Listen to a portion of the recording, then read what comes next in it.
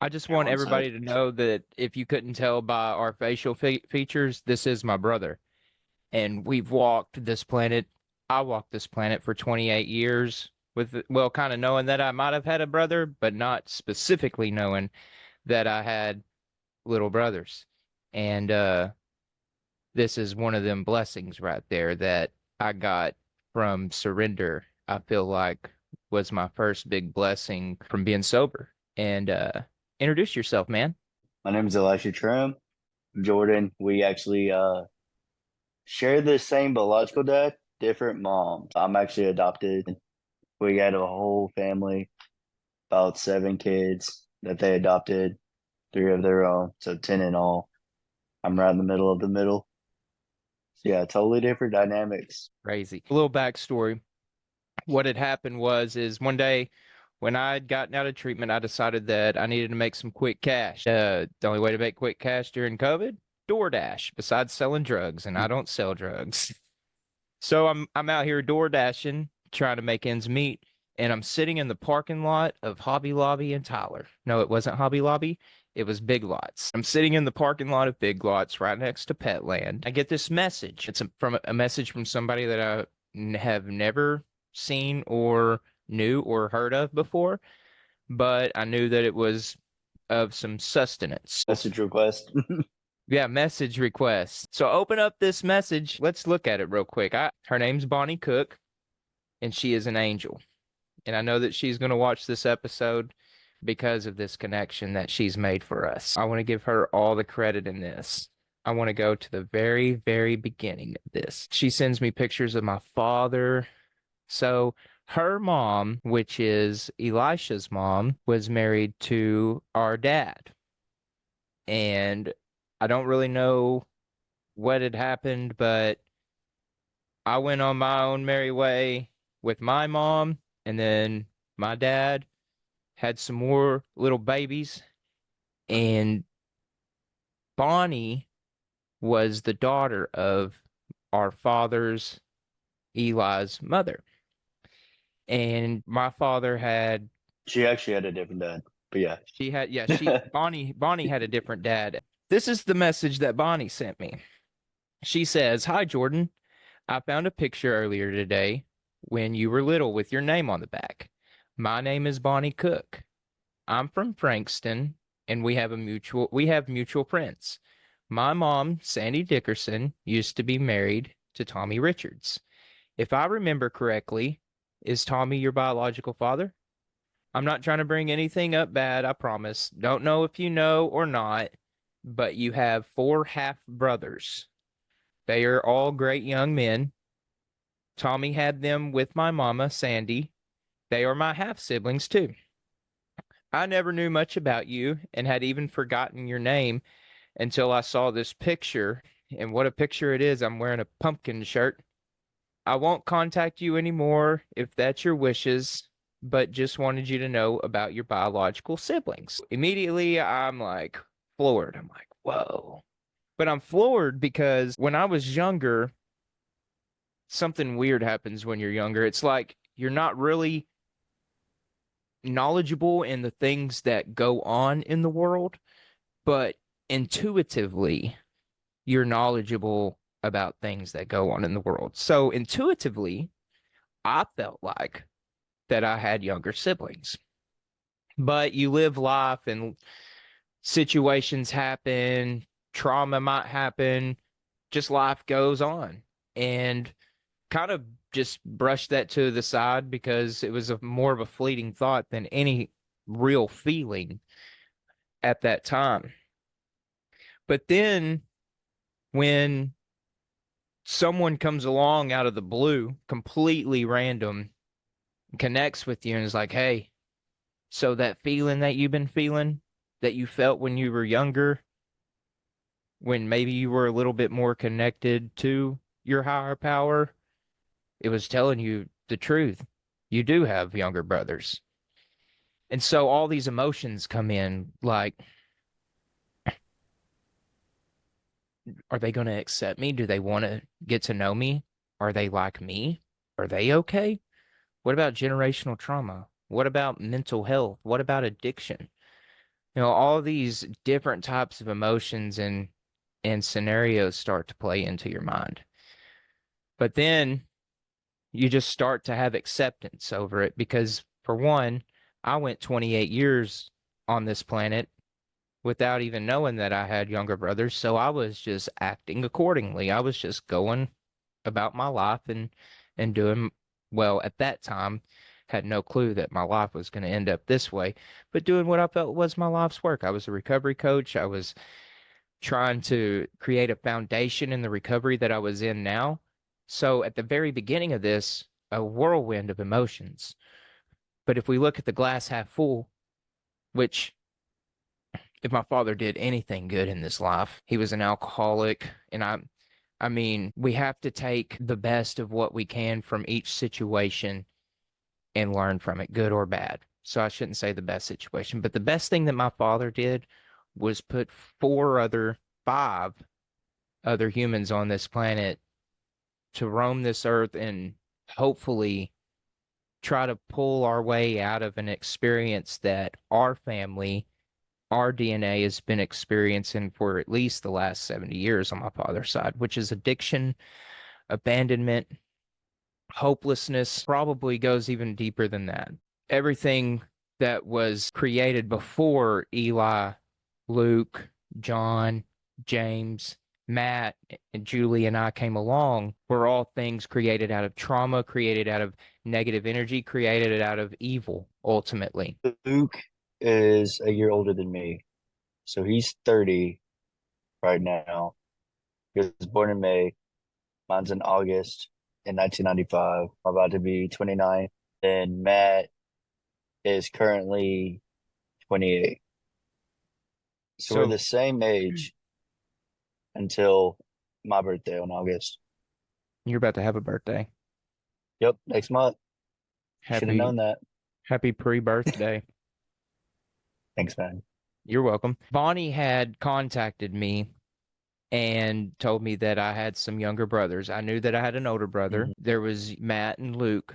Y'all got adopted to the same parents. Last name became Trim. There was James, Hmm. and I don't want to get his, is it Bradfield? I don't know his last name, but Scott is what his is under. I it's kind of weird. Yeah. I through all of this, I got in contact with James's adopted mom, and Yeah. she's also one of the sweetest ladies. There was nothing bad that came out of finding out that I had younger brothers. However, when you come from a long line of addiction, the only thing that we have left to do is pick up the pieces from what our father had brought into the world. But it wasn't all his fault because trauma breeds trauma. My father's mother was very much abusive and abandoning towards my Mhm. father as well. So it comes from a long line of abandonment that you have to understand that it comes to a point to where you have to stop that. Yeah, definitely.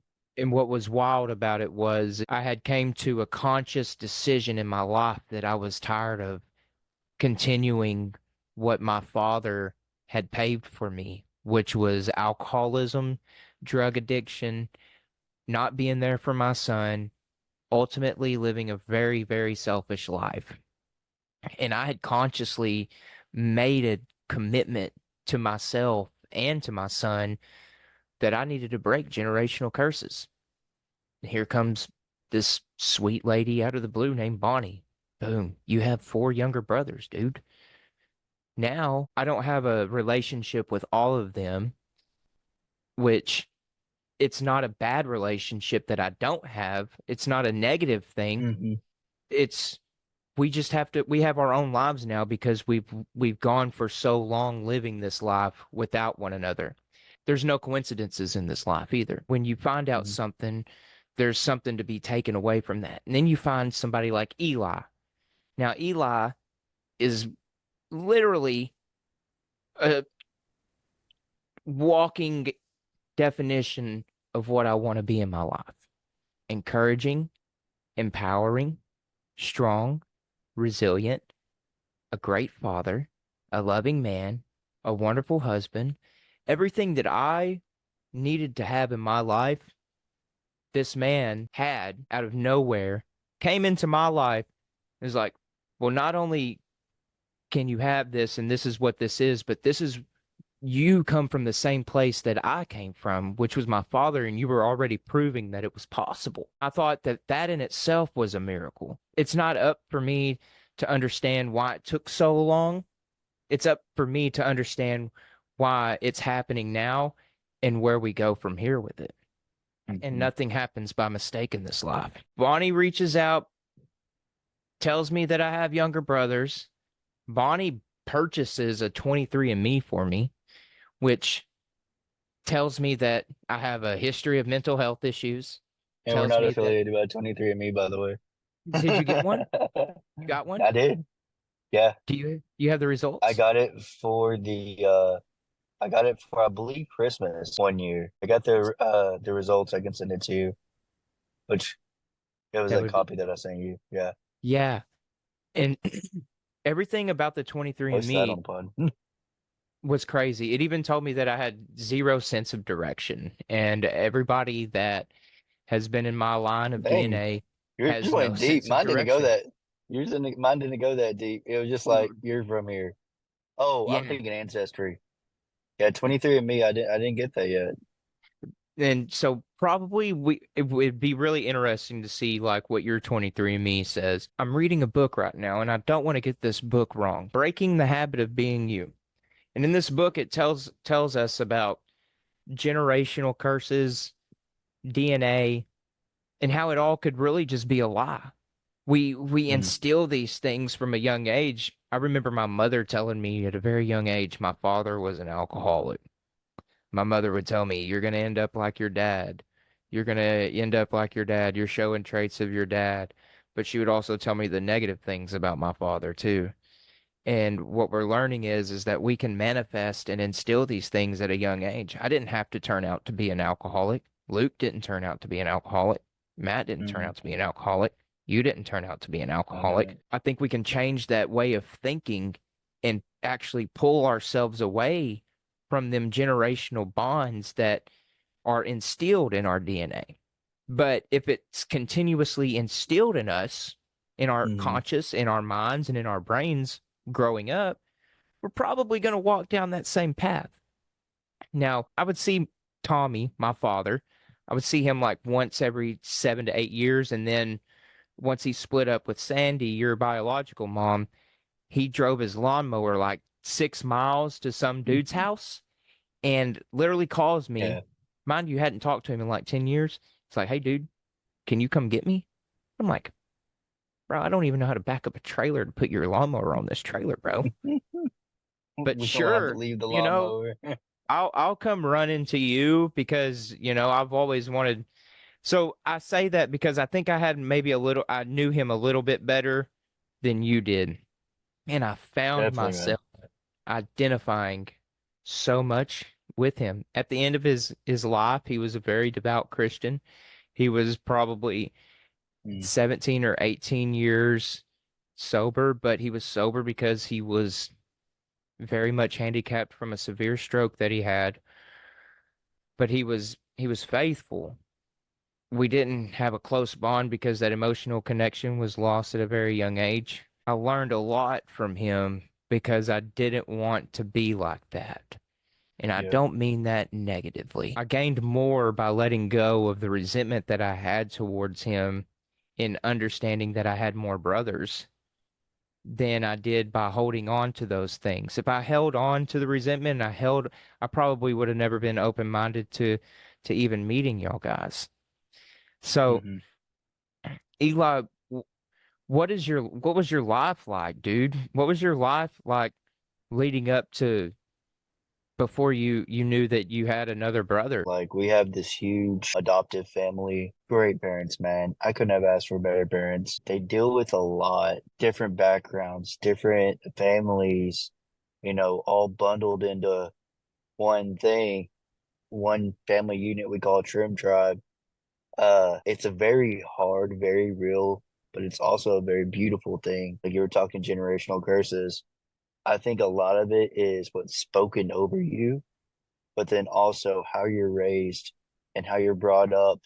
What's spoken over you? Is it positive? Is it negative? Do you have someone praying over you? I have a very devout grandma that prayed over all of us. My parents, like you matter, you're important, you have a purpose. God has a purpose for your life.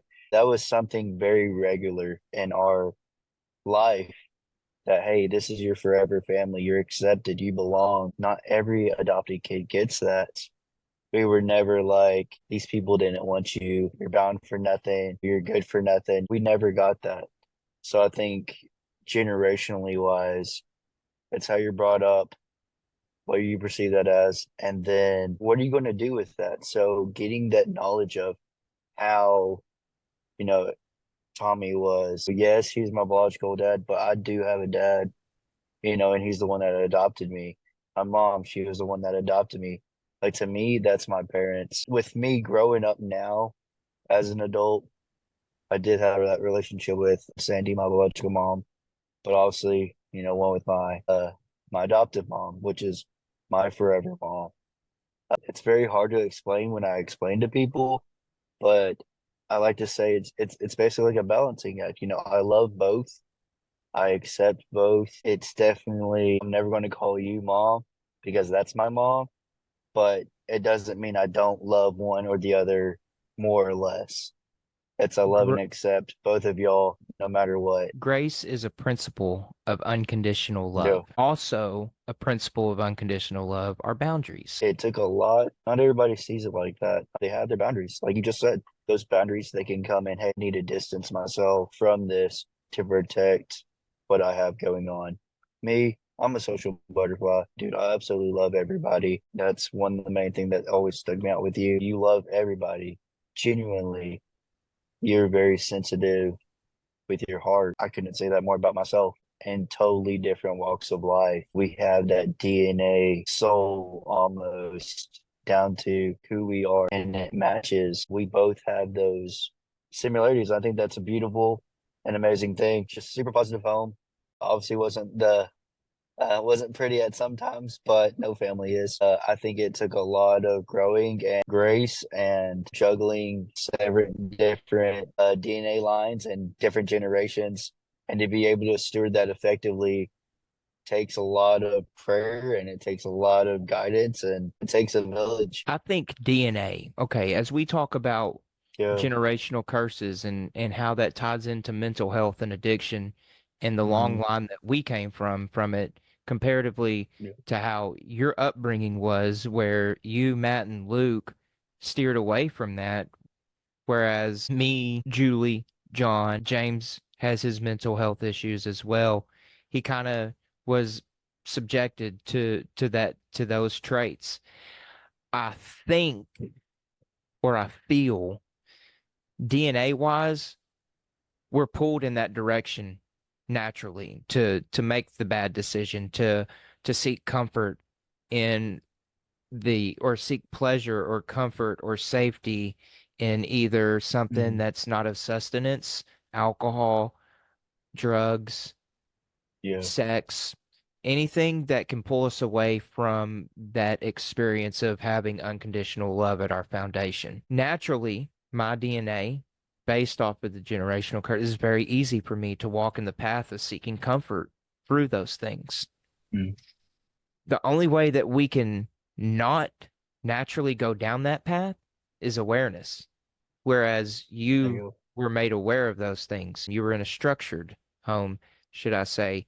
You and Matt weren't sheltered, but y'all were made aware of things that were going on. And I also believe that subconsciously or consciously at a very young age, you were subjected to a certain type of trauma that just completely shook you at your core to where you're like, I can't ever repeat this cycle again, and your body just naturally pulled you away. I don't know. But either way, you took a path of much, much more difficult path of steering yourself in a direction where naturally I want to go this way to find a certain type of peace and a certain type of comfort. And it took a very long time for to understand why we were the way that we were, but y'all were not the way that we were. And it all comes from structure. It all comes from your upbringing. It all comes from the principles that are instilled in you at a very young age. Not that my mother didn't do the best that she could, but again, my mother was telling me things like, I'm going to be like my father. This is what my Hmm. father did. And just comparing all the time. If I was never made aware of what I was Yep. going to be like when it came to what my father was like, well, then how was I going to ever not be that in the first place? And Hmm. then trauma happened to me, and the next thing I know, I'm knee deep in doing exactly what my dad did, except at a younger age. Luckily, I had my experience and did my 15 to 17 years of partying and got out without, but that all came from learning about Julie, who passed away from a heroin overdose, John, who's somewhere in Waco right now doing God knows what, and my father passing away at a young age because of a stroke that he had directly caused from alcoholism. You were Yeah. brought up in a place where you were shown grace, love, affection, and you were also shown what it was like to find strength through suffering. You said y'all were tough. What do y'all call yourselves? The what trims what? Trim tribe. The trim tribe. So, Tribes stick yeah. together. So it's Tribes yeah, tribes face adversity, and that's why they become tribes in the definitely first place. I found inspiration in who you were as a human because here you were carrying the exact same things that I carry as far as natural DNA feelings and emotions and responses, responses, aneurysm, how we break down and stuff, and how you were we killing it. You were yep, absolutely killing it, but you also, like you said, you were charismatic, you were loving, you were very driven in making other people feel like they belonged in the world. And that's what yep, I've always wanted to do. No matter what I've been through, I just want other people to to feel belonged. If someone yep, came in and been on the road for 30 days and they needed a bed to sleep on and they walked in my room right now, I'd be like, I'll sleep on the floor. You can have the bed. I know what it's like to not have one. And yeah. you were that exact same human with a little bit of similar facial features than me and a little bit shorter, and it was mind-boggling. Simply Definitely a lot shorter. mind-boggling. And not only did was I blessed to come in, but you made me an uncle too, dude. And that right there, you were just so willing to accept me for who I was, regardless of my past and regardless of where I came from. Definitely. You you seen what was going to be coming into fruition of what's happening now in my life. Like you seen the light at a very young early stage, and you seen the surrender that I had, and I couldn't commend you more for finding that and seeing that in me, man. You're close to our other brothers, Luke and Matt. Definitely, yeah. What are them dudes like? So like you were saying, definitely I met God at a young age, man. And I think learning who he is helped me learn who I am. And that's how I gravitate to. I knew from here on out, like I want them to experience like God's love and grace and forgiveness. So that's my main part of who I am. Also, man, you're very lovable at times, but At times, definitely, dude. Especially after the story you told me last night. But yeah, anyways, which we all have story? our moments. Oh, you know, I don't know. you just told me the story last night I know, man. I tell you a lot of about you and stories, dude. Braden, man. You and Braden this weekend. Oh, oh, because oh boy, We're not getting into that. They don't need to our know anger. You talking about that. our anger? Hell yeah, Yes. dude. Yes, sir. I'm I had, transparent about that stuff too, man. Go ahead though. I won't interrupt your dude, story. that's something I've worked on as well. Definitely with the short fuse, something that I'd overcome. I think I manage it a lot better now. Something that it's not even a problem now. It took a lot of forgiveness and a lot of being real, like you were saying, being not hiding it. Like, hey, bro, I messed up. Telling my kids, hey, I messed up. Daddy, sorry. And then getting that forgiveness from them and teaching them that, hey, parents mess up too. I think that's the biggest thing that I've always wanted to instill in my kids is everybody's worthy of love, that everybody accepts grace and forgiveness, and that we all have Humility's purpose. huge. Yeah, and it can cover generations, and you tap into that. I mean, you can overcome so much. Like you were saying, Luke and Matt, super close with them. Uh, you had mentioned James. We actually all three got to meet with him over the phone for like a week. We had like a group call. And actually all got to talk on the phone for like a little bit. We all laughed the same. I'm quoting Luke at this point. Luke was like, dude, it's like talking to an old friend. We hadn't seen James since we were like 5. And with me, I was blessed with an immaculate memory. I can remember us going to Kids Depot 2000, kind of aging myself. And we would go and play. I remember going to this park and had this purple dinosaur and us running around chasing each other. And I remember him like going across this bridge and like never seeing him again. I think like you were saying that pivotal point, I think it was James and knowing, growing up, like, bro, I might not ever see my brother again. And that's what really surrendered me to God. I was like, dude, I never want someone to feel like abandoned and unloved at a young age. Man, you hit the nail right on the head. At a very young age, dude, it was James. And losing him, I remember crying myself to sleep every night. As a dad now, your kids cry, you run to them like, hey, what's going on? It's a monster. It's the darkness. There's a spider in my bed.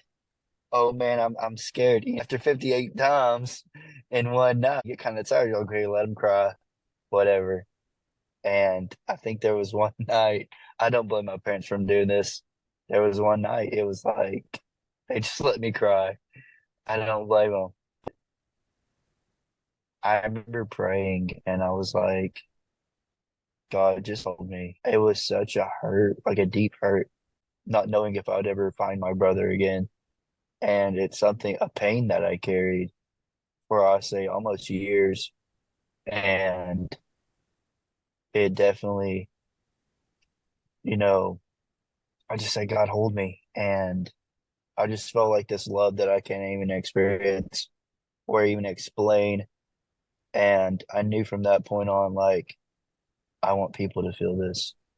I want people to know that he's real and I want them to be accepted and feel loved. And from that point on, dude, obviously carried with that pain throughout my teens. It wasn't until I was like 19 or 20, maybe even 21, that it all came to pass and we actually got to talk to James, even if it was for a week, dude. I would say that was almost enough closure to where it was like, he knows I'm real. He knows I love him. And that's all that matters. That to me, that was all that mattered. It's like, dude, I just wanted you to know I've thought about you and prayed about you and loved you since we were little boys in diapers, to find that I had another brother with maybe even the same parents, same lineage, same DNA. Absolutely, dude.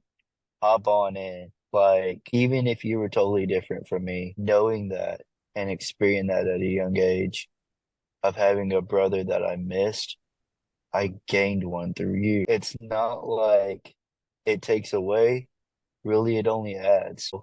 Having Sandy and Bonnie in my life only added to. It never took away. It never felt like a burden. Anytime I got to talk to them, that's a plus. Any experience, that's a plus. Go out to eat, that's a plus. It only added to my life in a positive way.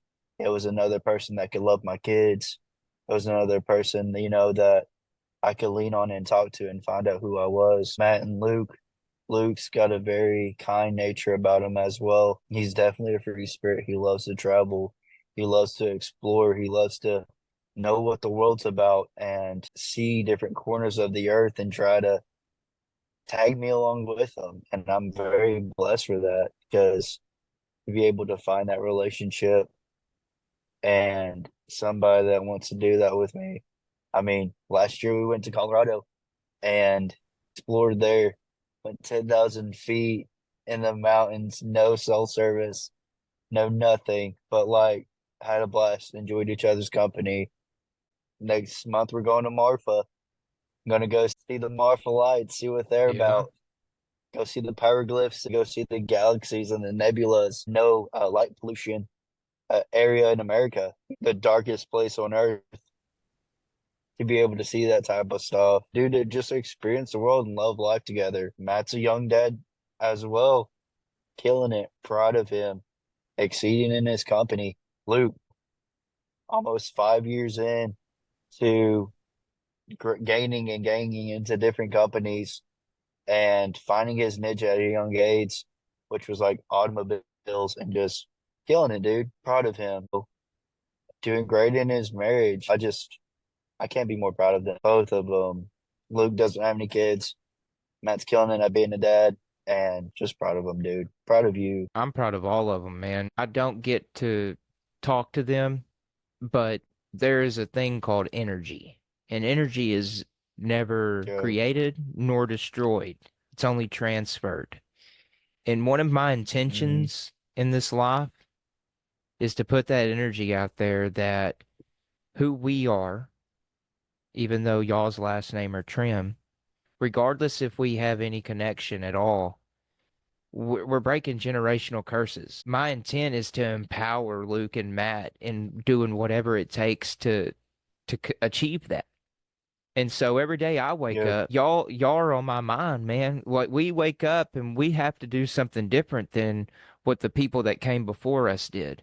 And by waking up and putting our feet on the floor is the very first thing that they didn't do. So we're already winning. yeah. It's those simple things. One thing that really struck me though when you were talking was Yeah, when you said that you, Matt, Luke, and James had a week where y'all all got to have a conversation or yeah, talk on the phone. I bet that was incredible. But one thing that you said was you had to tell James that you were real. From James's perspective, I could only think that you saw him go over that bridge. Well, he was the one that went over the bridge and never came back.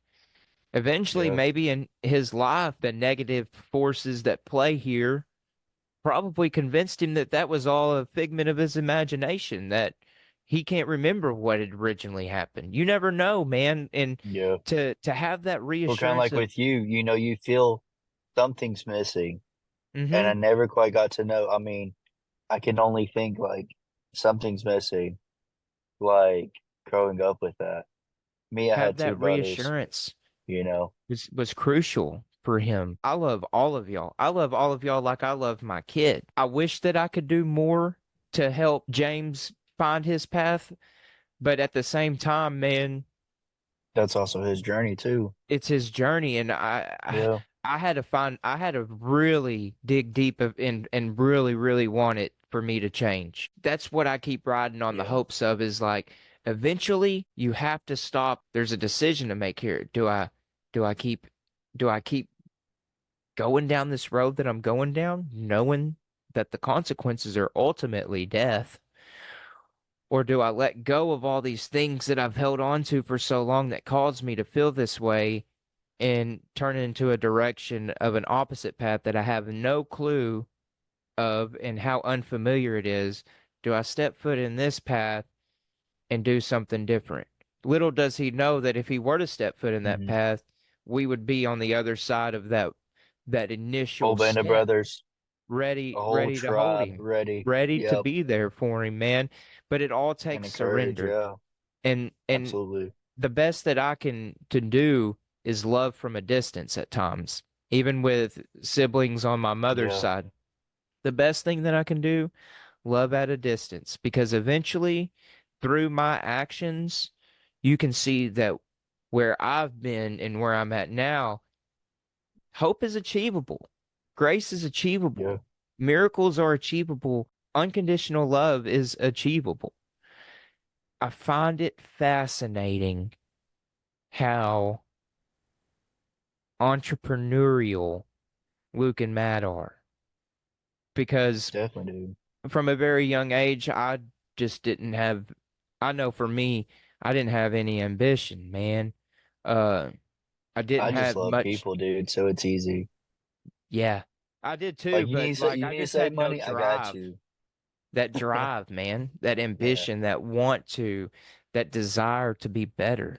I have it now. These are things that I'm learning that my brothers had from a very young age, and now I understand. Like, golly, like these guys are like crazy driven, crazy focused, only because of who we are at our nature genetically. And it's we don't have to know somebody to understand how powerful of an impact they can make on the footprint of the earth or of the Your journey words that are they're on. powerful. Yeah, Yeah. Um, definitely. so Luke They can and build or Luke destroy. Luke Yeah. loves to travel too. So vicariously, Yeah. I I love Colorado. I love the mountains. Love it, dude. I Love love it. so fascinated by the Marfa lights, bro. It's Dude, like with us in like Egypt and hieroglyphs and mummies and sarcophagus. Like I never knew that like we both loved that too. And yeah. Luke, even with Luke, we never talked about it as kids growing up. And it's like, dude, you love this too. It was almost like that Step Brothers moment. Like, I think I just found my new best friend. In 2019 is I guess is when I was reborn, I should say, because that's when I got sober. But before then I was really just way off into left field. I wasn't very knowledgeable into things. I didn't listen to podcasts. I wasn't familiar with much of anything except addiction. When 2019 was the very first time that I was introduced to the simulation theory, right? And so like to even understand the simulation theory and then to be like, hey, here's some brothers that you never knew that you had. Wait, what? Like, why is this all New happening right player. now? Like that type of And deal. why is it the more that I look into like how crazy this reality is, why does reality just keep doing the most to Yeah. prove me right? It was just one of them things like simulation theory.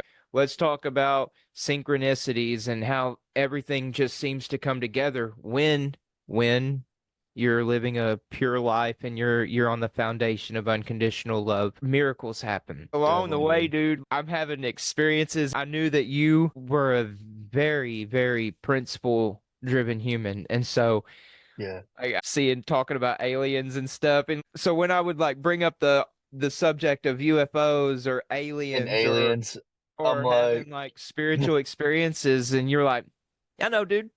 I know. I absolutely. know.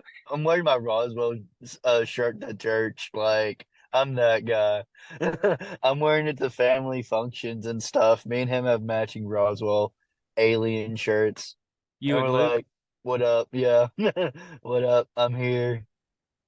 And then So we'll did talk to the nieces and nephews about saber-toothed cats and stuff, and woolly mammoths and the megafauna and megalithic younger Dryas, um conspiracy theories.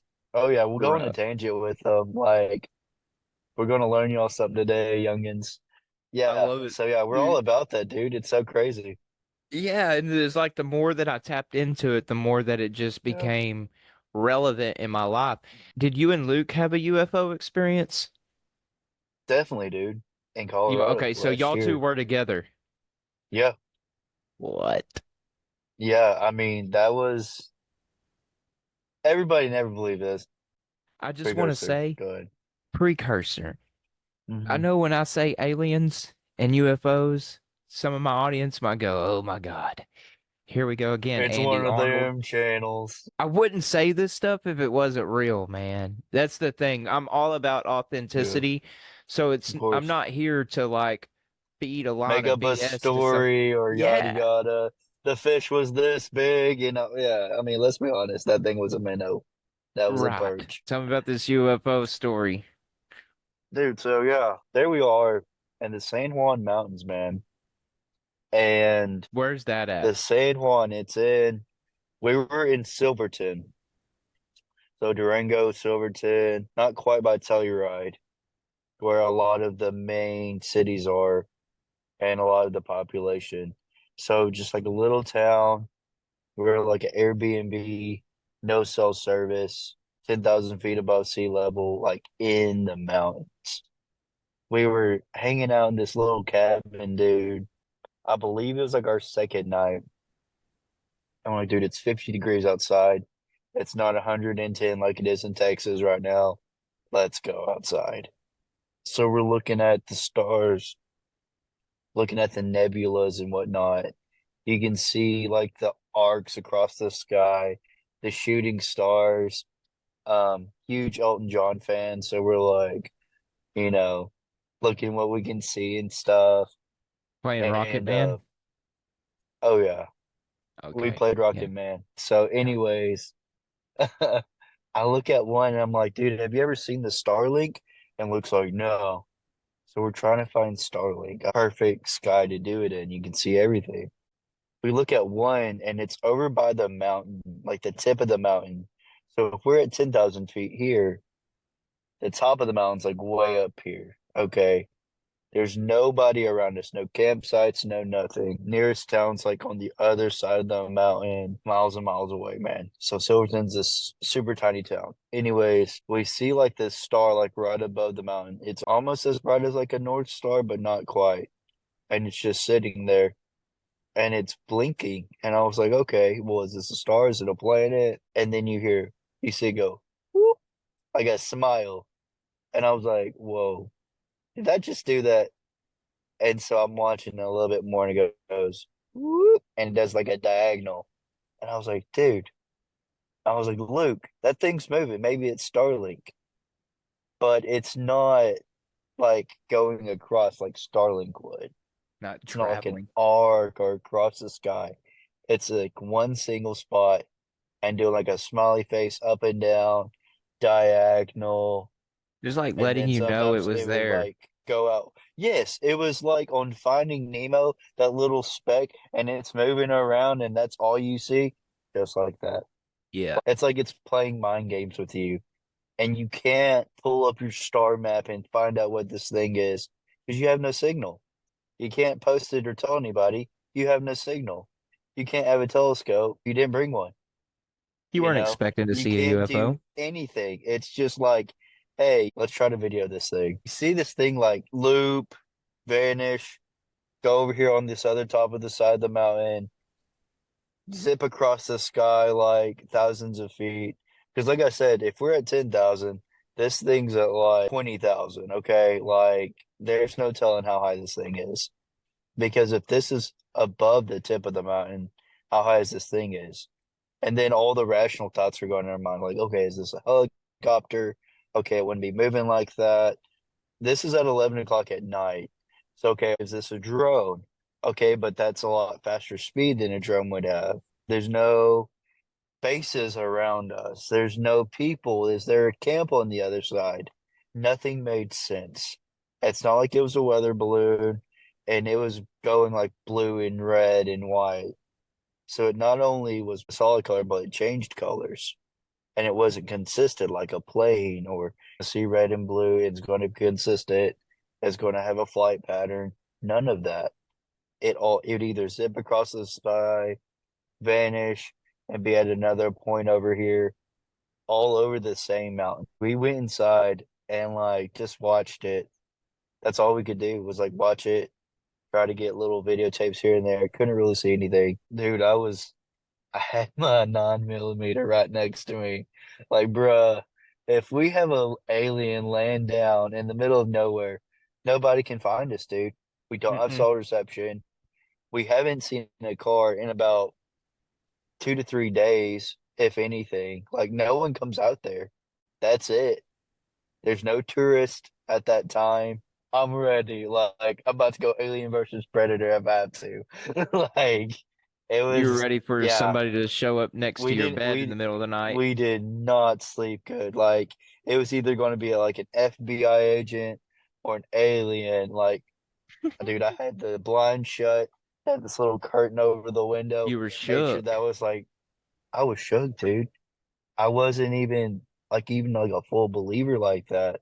Like I've never seen anything like that. You know, you hear the little stories, oh, a little alien, ET phone home, that's my initials. You hear everything, but to actually see something like that you can't explain and to have someone there with you and confirm it, dude, it's crazy. And it's right around by Roswell too, like right down the road from Roswell, Yeah.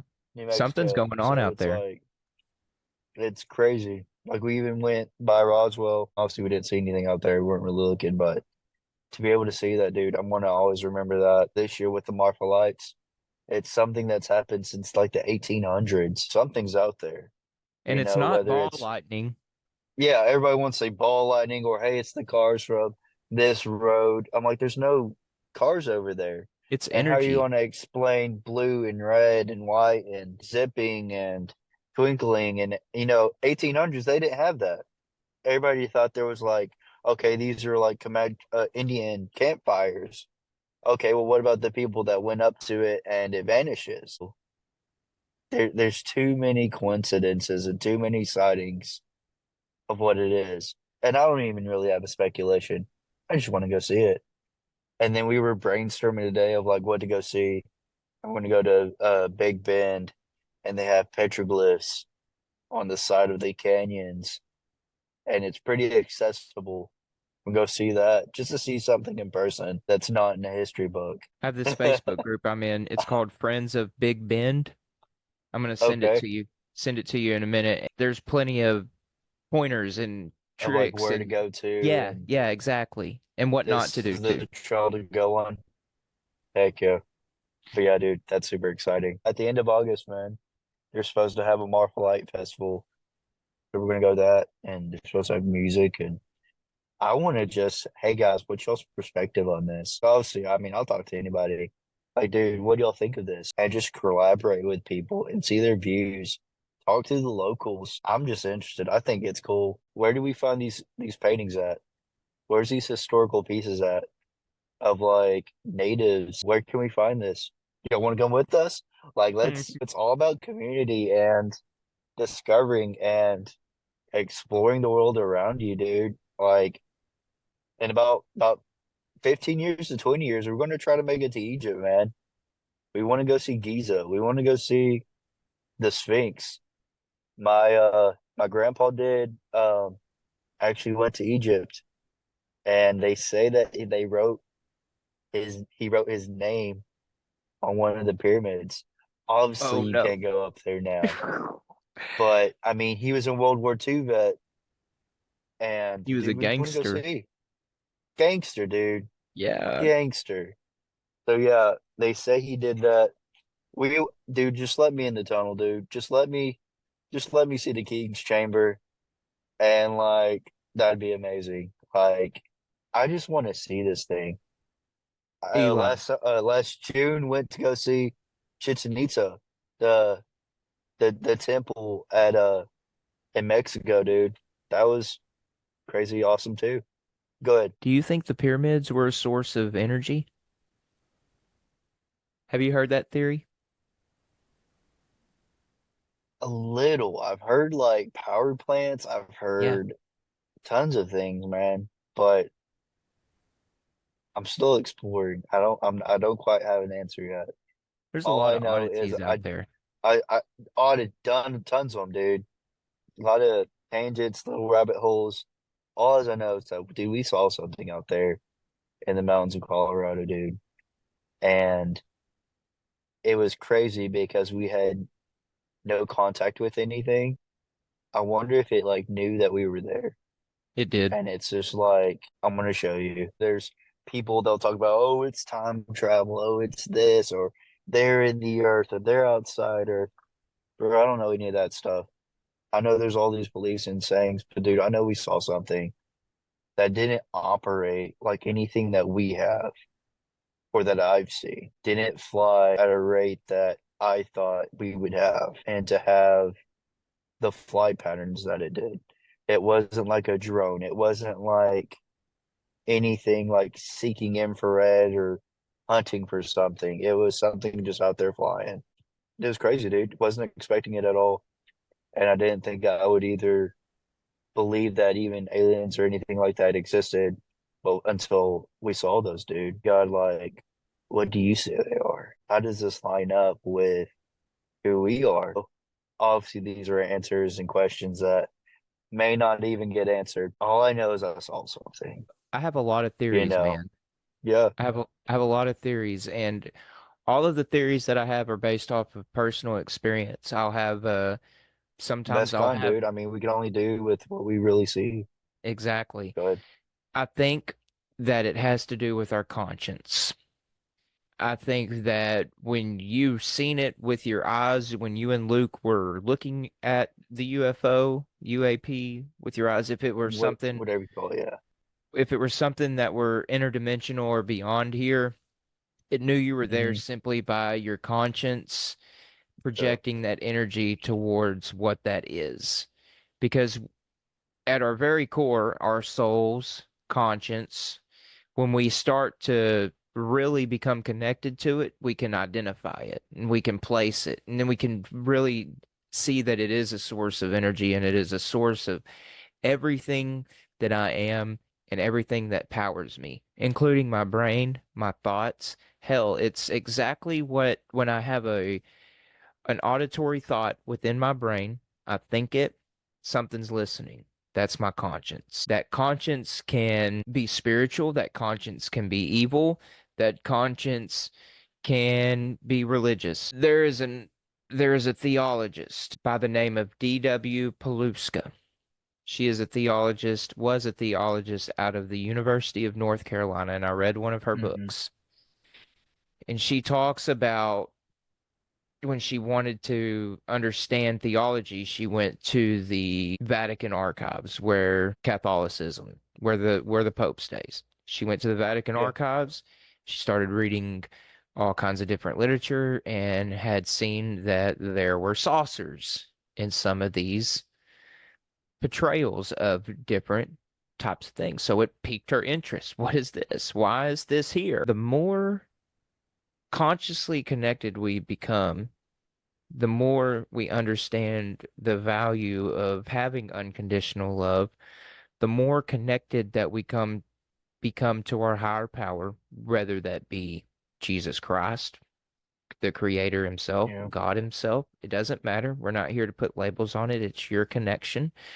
Whenever we have a true, genuine connection with our conscience, with our spirituality, it opens up things. When you were with Luke in the mountains, you were at your very most safe space consciously, man. You were with your brother, Yeah. you were in the mountains. There was no other Definitely. place in the world that you would rather be. So consciously, you Yeah. were connected, and consciously, your energy, your frequency was in a way that was not perturbed or stressed. So it opened up things, right? Yeah. And I believe that consciously it's all connected. We're taught things from a very young age. God's watching us. I've never seen God Yeah. watching me, but I've been told that God's watching me, so I better go off of the knowledge that God's watching me. Well, now we can add things that we don't know of that see us. Well, where does this come from? And why is it in the Vatican archives? What are these Yeah. things? And then I've done some more research and Throughout there's history, though, too. Yeah. yeah, throughout history Around the there's world. so like tall gray aliens. They're the gray ones with the big eyes. Yeah. Probably have some semblance of I don't know if I have a picture of one laying around here, believe it or not. Um The basic alien picture, but gray. the theory is that they're evil, right? Mm. That they harness a negative energy, that Okay. they could be very well associated with demons. Okay. So then you take that knowledge and then you take things that you can read from basic biblical text and then translate that over into other texts that become relevant and connected. You're like, holy cow. The things that are at play in this world that are negative are almost at play in my life. And that's possibly what that could be. You ever get a very real sense of something's watching you, but it's not there, but you can't get away from it? I know angels and demons are definitely real. They are principalities of spiritual darkness. It's a very real thing. You ever heard Uh, of a biblically accurate angel? You ever seen a of picture like of what the those? Bible, yeah, definitely. Well, they're They look like this. Can you see that? Yeah, they All right. all the eyes and they're like, Yeah. hey, don't be afraid. It's like, bruh, I'm Don't be afraid. afraid of that. Like, What? this is You not the got me dude. tripping. All right. Oh, So you see, this is not the cute little angels in diapers. Like, dude, this is that, you know? yeah. Okay. So we see a Definitely. biblically accurate angel, a depiction of it. There's videos of people having biblically accurate angels recorded on their phones. I'm not here to say whether that's real or not, but I'm going to go off of Yeah. the basis that that is real because of just simply of how crazy this life is. When I saw my UFO, I Mhm. was on my way to Meow Wolf and I was with my son. And it was our second day going to Meow Wolf, and I was also consciously in like one of the best states of my life. At that With time your boy. Yeah. with my boy, we were on our way, and consciously everything was good. And Yeah. mind you, I have these experiences, but it's almost like God's like shown me signs and prepared me for things in a way to experience them for when they do come. And it's more of confirmation of the path that I'm on than anything. Meeting you and having a random stranger message me and tell me that I have four young is confirmation that there's more to this life than what meets the eye. I fully believe Definitely, that dude. we're souls having a human experience. And then when I can identify the fact that we're souls having a human experience, I can almost separate my soul with my body and it becomes two different things. But ultimately, it's connected to something that's greater than this. After you had your UFO experience, man, it obviously opened up your mind to other things. So you're going to the Marfa Lights. You want to know what that is, where that comes from. Yeah. Your interest is piqued. Just to see something like that. Yeah, Have you definitely. had any experiences beyond that? Like after you and Luke seen that UFO, did anything else happen? That's really been it, man. I think a lot of it is history. Now that we're older and we're dads, well, me, I'm a dad. And then, outside of like the public school system, there's just so much out there that they don't tell you. Like the petroglyphs or whatever, hieroglyphics, you come to realize they're not just in Egypt or they're not just in a cave, one cave. There's literally millions of caves with all different types of documentation like that. And all of those pictures mean something, generationally say something, finding out, okay, what are they saying? What do these mean? They wrote and documented for a purpose and a reason. I'm a big note taker. So at church, I'm always writing stuff. I'm writing down what I'm feeling, what I'm thinking, what the pastor's saying.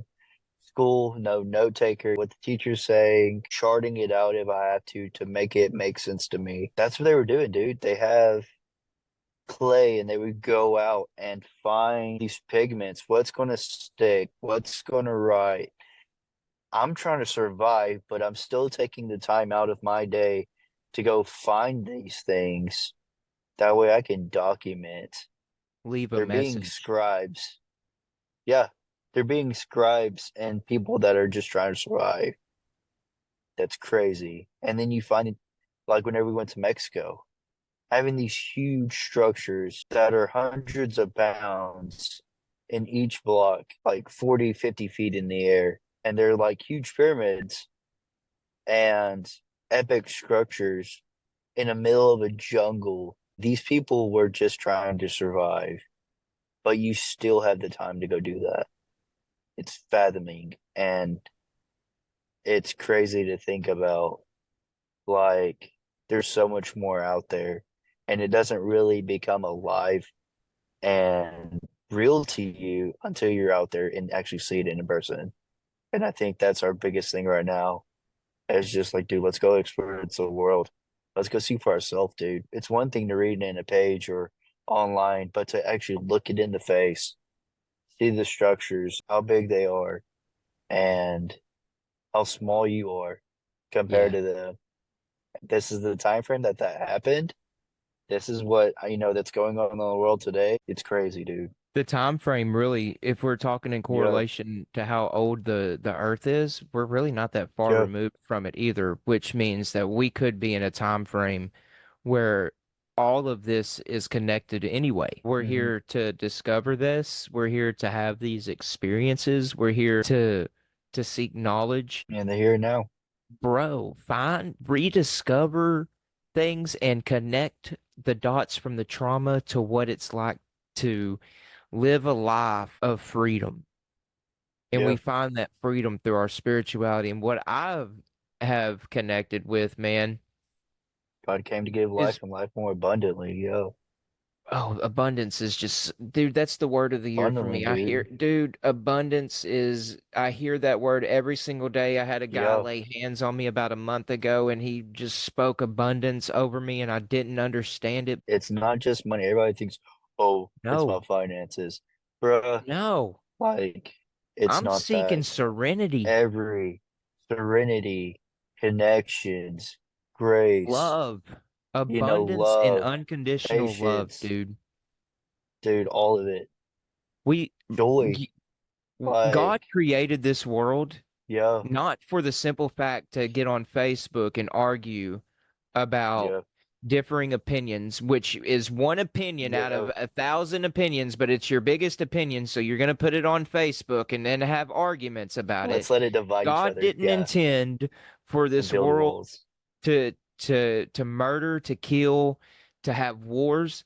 God intended it Yeah, to do exactly what you do. Go out to the yeah, mountains with your brother and see the yeah, natural wonders. Because also, dude, this is where it's crazy, man. This is where it's crazy because God created all of yeah, this. He created that yeah, UFO. He put that there, seeking your yeah. adventure, no matter what it was. Was it malevolent? Was it? But God created it. God, Man, even if God it was put a all of drone, this here. like that's awesome. Be able to experience it. Like, no matter however you want to think about it, UFO, awesome. Drone, awesome. It was something that happened, like with my brother, dude, that blessed me. I'm always going to remember it. So no matter how you look at it, it's something beautiful. It's something that God, like you said, God No cell orchestrates. service. And yeah, yeah. I mean, it wasn't self-seeking. It wasn't totally disconnected from all You social weren't worried media. about you I weren't wasn't worried about the distracted. world's issues. Bills, none of that.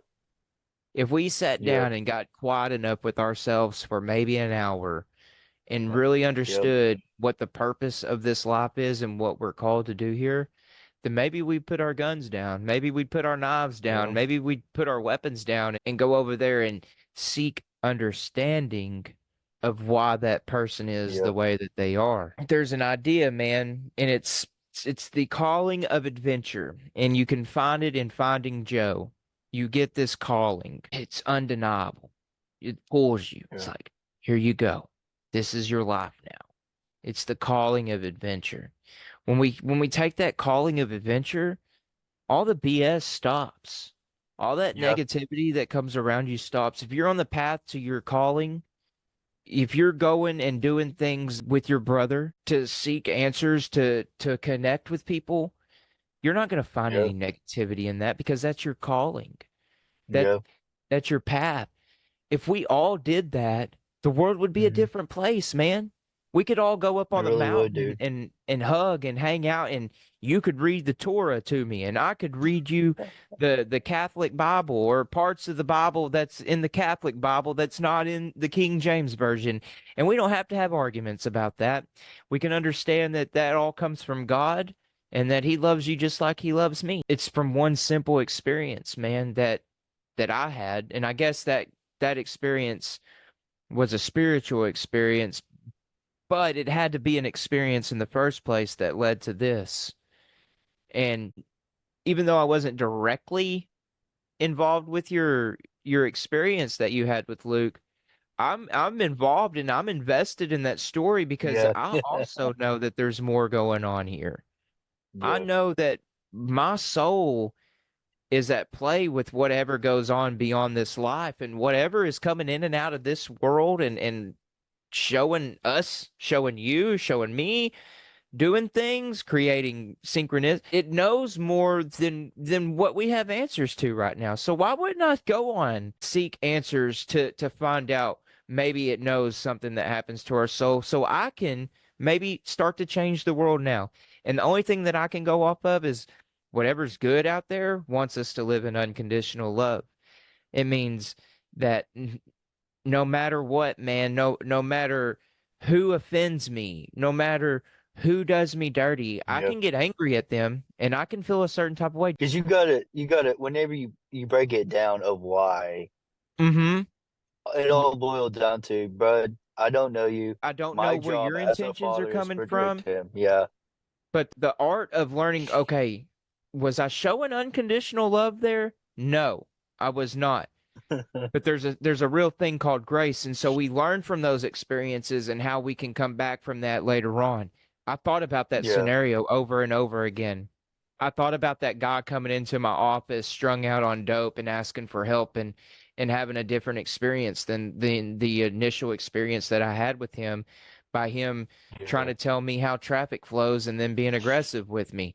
I had I had played different scenarios on how I would have met this man and had confronted him with unconditional love Hmm. instead of a closed off mindset of he's going to hurt my son and hurt me because of Yeah. the area that we were in. That had everything to do with me and Of nothing to do course. with him, you know? Unconditional love falls off of the fact that if I came across that guy again, I would go up to him and tell him where I went wrong, where I could have been a better human and shown him way more grace because maybe he was in a stressed out position in his life at that point. You never know. Yeah. But unconditional love shows me that I can unconditionally love myself enough to not beat myself up to a point to where I can't come back from that, to where I can grow and Of become course. more from that one situation. I don't And want, be able to forgive I yourself know, too. Yeah. mhm, I know that I'm going to disappoint people in this life. I know that if I wear an Astros hat, I'm going to make my brother upset, right? But unconditional love tells me that I can still make that decision, and no matter what, I'm still going to be loved, even if I am an Yeah. Astros fan. Yeah. Because I mean, There I you love you to my core, dude. And even if you are an go. Astros fan, I'm like, buddy's an Astros fan. I was like, but you have some really cool cousins that are also Astros fans. So, like, what's the difference? I think it boils down to, dude, exactly what you're saying.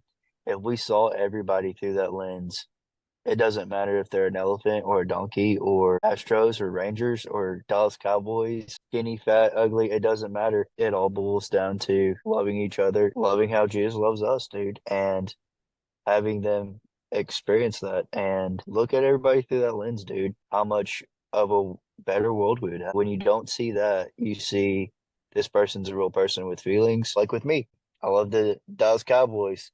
Why? Because my grandpa did. And I have a very intimate connection with my grandpa.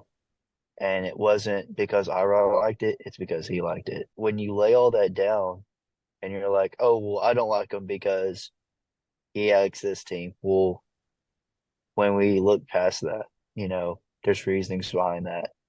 And, You you find common know, ground. when you find that common ground, exactly, dude, and you just love them, dude, love them where they're at. And, Jesus said it himself, dude, it's not, it's the love of God that brings men to repentance. It's not finding the faults and finding the walls and finding the differences. It's loving people. And it's that love of God that brings people to change and repentance and connection and fellowship. What we have in common is, and I'm sure that you're told this quite often, is that when you walk into a room, the energy changes. Yeah, And for me, that's a double-edged sword because if I'm in a really crappy mood, everybody yeah. around me is going to know that I'm in a crappy mood. But if I Unfortunately, yes, that's true. walk in confident, I've made my bed that morning, I've meditated, I take charge of the room. I take charge of the room Yeah. because of who I am and that unconditional Mhm. love that I've shown myself for so long. I've gotten to a point to where I love myself so much that if somebody else doesn't love themselves in the room, let's get them there. That's why I'm a leader, Yeah. because I want to help you get to where you're at a stage in your life where you love yourself to where And you that don't doesn't have to happen rely. overnight. Yep. Yeah, you don't have to rely on things. And what's really amazing about this entire thing is I think about how I could have walked into Bucky's anywhere in this country at the same time that you walked into Bucky's. Yeah. We were getting candy, and I would just look at you, and we would have just had a conversation. We would have just started talking Definitely. because we come from the same place of wanting people to feel included and wanting people to feel the opposite of abandoned. We would have just sat in Bucky's and talked, and then realized after Definitely. the fact, hey, we're freaking brothers, bro. But the thing Yeah. is we come from such far off paths that we're Definitely. now, as I told my boy Reggie a couple episodes ago, we're Yeah. on this path, man, and it's a dirt road, and this path it's filled with obstacles. It's filled with hot sand. It's filled with all kinds of Potholes. things that will pull you and try to and steer Yeah. you off of this path. But the path is clear. The path you can see. But the thing about it is we're all on this path, and we don't walk an extra step for this person on this path. We don't do extra for this. We walk it together and we traverse it Yep. together. And we've been walking this path together way before we knew that we were brothers. Yeah. We everything had to happen in order for it to be this way. It's Yep. crazy. Good, My the bad, and the ugly, man. yeah, my It's all a dad had to beautiful be a thing, dude. complete jerk for so long Yeah. for me to have this experience with you. And that's why I go back to saying you can't have good in this life without the bad. Yeah. But we have to pull ourselves away from the cycle of having bad to even experience the good, because once we get a taste of what that good is, we can keep it. Yep. We Yep. can start to understand Taste what and see, man. gratitude is, and Yep. thankfulness, and being self-aware of what our blessings are. And that's where you were, because when to me, from my perspectives, when you found out that you had another brother, you was like, sweet, another brother. And Sweet. I was like, Another sweet. And spot at the like, table. I don't care if none of them talk to me, but if one of them talk to me, that's the one I want to talk to, because that's the Yeah. one that'll be most like me. You know what I mean? Like, so Yeah. it was a Now that you fail say proof that, thing. yeah. Because like my It little was, girl, she yeah, doesn't know a stranger. Little man, like I better see you at least 8 more times before I'll even look at your direction. Like yeah. he's so much like my other brothers, but also like Elizabeth so much like me. But like I see both in my kids, and Hmm. obviously in you as well. And that's crazy, It's a man. beautiful And thing, dude. it's a beautiful thing that came from a really dark place, and it taught us that we don't have Yeah. to live that way. I thank Let other God people that know it's possible. we have to start to define what good and what's really good and what's really bad, because in that time where our biological father was making the decisions that Yeah. he was making them decisions based off self, but there was a God knowing that we were going to come along. So Yep. I think God played the cards with what my dad wanted to do with his own ego, and was Yep. like, okay, well, this is the way that it's going to be, because he's not going to ever seek surrender from me. So this is the way that it's going to be, and this is the way that it's going to have to be, so I can create a path for these guys ahead of him. And if Yeah. they surrender, well, then this can happen. So the cards were at play Yeah. a long time ago. Long time ago, We dude. we were just we were just the ones that had to walk this Before I path. knit you in your mother's womb, I knew you and made you a Hmm. prophet among the nations. God knew this entire thing way before we were even a schmeckle Facts. in in his eye. Like he had a plan and a purpose, dude. The good, bad, and the ugly. He definitely had a plan. Glad to be here. I'm glad you're here, dude, and I'm glad that you're in my life. If Matt and It Luke was well listen to played. this, I want them to know, man, like I have zero resentment in my life towards anything. That they don't want to talk. That's fine, because Yeah. just the fact that they're successful and they're doing the opposite of what Tommy did, that's everything that I need, because like I said, That's everything, we're dude. here to break That's always a generational win. curses. Yeah. regardless of what my ego has to say about it, we're here to pull our namesake away from what it was. Dude, Someone I'm a asked tramp me if guy. I had took why I took my name off of Facebook. So I changed my name from Jordan Richards to Jordan Lee. And the reason that I took Richards off is because on my own personal journey, mind you, my son's name is Richards and my legal last name is still Richards. We have to detach from the things that hold us back the most. And identifying with the last name Richards was part of who I was when I was at my worst. I identified with Richards, Mm. and that name brought me a lot of Mm. things that were attached to that name. So Yeah. through my own spiritual growth and through my own personal Solving development, Paul, dude. I felt like that I'm releasing that name and releasing that energy Yeah. away from me because Jordan means to flow, which is incredible in itself because I'm always seeking a flow state. I'm always like, hey, like, Yeah. let's be like water. Let's just move. Let's just go. Let's just try to find the best path. And once we hit that flow state, miracles happen. So Jordan to flow and Lee is to find shelter, is what Lee means. I really found peace in that. And it was more of like that I can find shelter in my middle name from the things that I held on to for so long that kept me down. And so Yeah. by releasing the last name Richards, I'm finding shelter in my new middle name, my which will be my last name eventually. And if Braden wants to change his last name, that's fine. I'm trying to fully Building a name for yourself too. Yeah. well, that'll I think that Or name. happens through with our intention, man. Of With course. just the knowledge of the Gotta be intentional. unconditional love, I think the namesake will happen. But at the also, it's part of it's. I'm holding my father accountable for he doesn't get a pass in this, man. He doesn't get Yeah. a pass because he's not here anymore.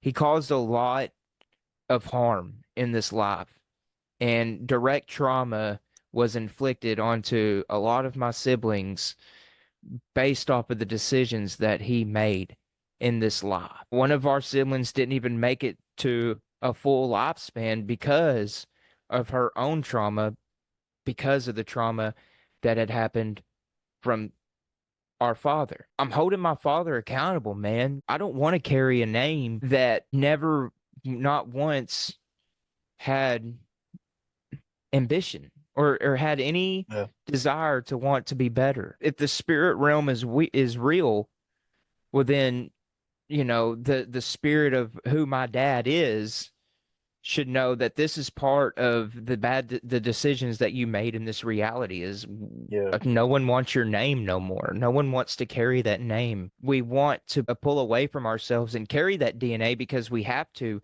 but change it genetically change it while we're Yeah. here in our lives to where we can go in opposite paths. So your kids and Luke's kids and Matt's kids and my kids, they don't have to have this natural pulling in a direction to where we can find comfort in the things that hurt us the most.